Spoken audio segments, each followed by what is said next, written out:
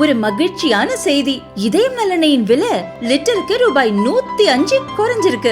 September 2023ல 1 litre இதயம் நல்லெண்ணெயின் அதிகபட்ச விலை ரூபாய் 503. ஆனா இப்ப 1 லிட்டர் இதயம் நல்லெண்ணெயின் விலை ரூபாய் 398 மட்டும்தான் தமிழ்நாட்டுல. அப்ப இனிமே எல்லாரும் இதயம் நல்லெண்ணெய் வாங்கலாம் இல்ல?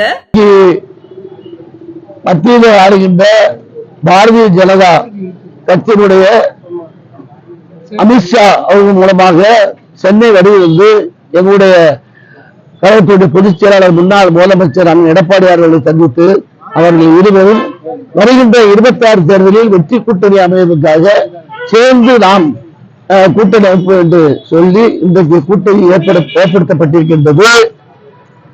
ஆனால் இந்த கூட்டணியை பற்றி எங்களுக்கு சம்பந்தமில்லாத மக்களுடைய சக்தியாக மக்களுடைய ஆட்சியாக நடைபெற்றுக் கொண்டிருக்கின்ற இந்த திமுக அரசு, இந்த நம்ம விடியல் தருவது என்று சொல்லி ஏமாற்றி ஓட்டு வாங்கி வந்த இந்த ஸ்டாலின் அரசு அவன் புரியாம கத்துறான். ஏற்கு சம்பந்தம் இல்லாம நான் கேட்கிறேன், நீ காங்கிரஸ் கூட கூட்டணி முதல்ல காங்கிரஸ் இதே அம்மா இந்திரா காந்தி அம்மா மதுரைக்கு வரும்பொழுது அந்த அம்மாவை ரத்தக்காயப்படுத்தி என்எஸ்வி சித்தந்த ஒரு கண் போச்சு. ஆனா அதுக்கு பிறகு அதே கருணாநிதி ஏழ்மை நகரை வருது நிலையான ஆட்சி தருவது சொல்லலையா? ஏன் நீ கூட்டணி வைக்கலையா? கேட்க பிஜேபி கூட நாங்க என்ன கருத்துப்பாடு இருந்துச்சு. அதுக்கு அந்த அம்மாவுக்கு மேல எத்த வந்ததுக்கும் தப்பான குச்ச வார்த்தை பேசுறதுதான் இந்த கருணாநிதி. இது இந்த உலகம். இன்னைக்கு அவன் தலைவன் பேசுற மாதிரிதான் அவன் தொண்டனும் பேசிட்டு இருக்கான். ஆனா பொன்முடி பேசிக்கலாம் பாருங்க, ஒரு அந்த வார்த்தையை பாத்தீங்கன்னா சொல்லவே முடியாது.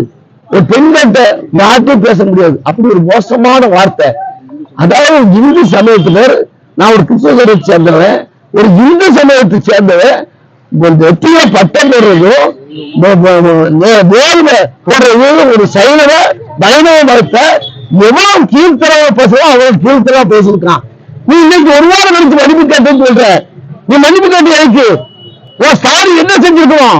உடனே பணிய விட்டு எடுத்துட்டு முடியா? சும்மா கட்சி பணி எடுத்து கண்காணிப்பு பண்ணேன். இதே எடப்பாடியார் விடுவாரா? இந்த தவறு செய்ய முடியுமா?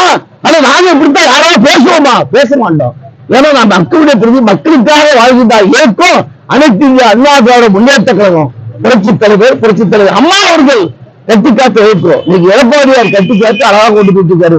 நீங்க பேசுவோம் முட்டாத்தவா பேசிருக்கிறார். இதை பேசாங்க நான் கேட்க கொஞ்சம், அதாவது கற்பூர்களை விளக்கமாக அடித்தா கூட அவர் தகு பெண்முடிய நான் கேட்க, என்ன நீ இப்படி பேசிருக்க?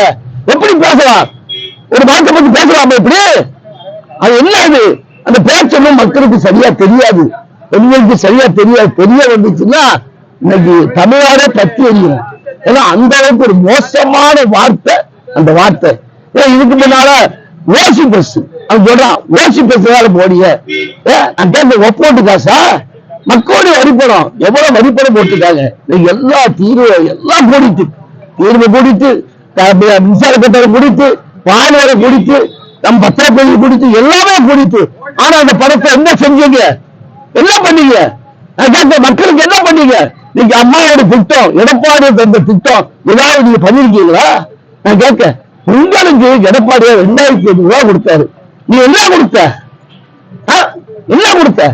வெறும் பச்சரிசி, ஒரு புழுத்த பச்சரிசி, ஒரு புழுத்த கரும்போ, வெறும் நம்ம சீனியை கொடுத்த. நான் கேட்க, உங்களுக்கு யாராவது சீனி போடுவாங்களா? நம்ம ஊர்ல மண்டாரம் போடுவோம், என்ன சக்கரை போடுவோம். உங்களுக்கு என்ன போடுன்னு தெரியாதவங்க நீங்க ஆட்சி போட்டுட்டாயா? அப்ப ஆட்சி நடக்குது.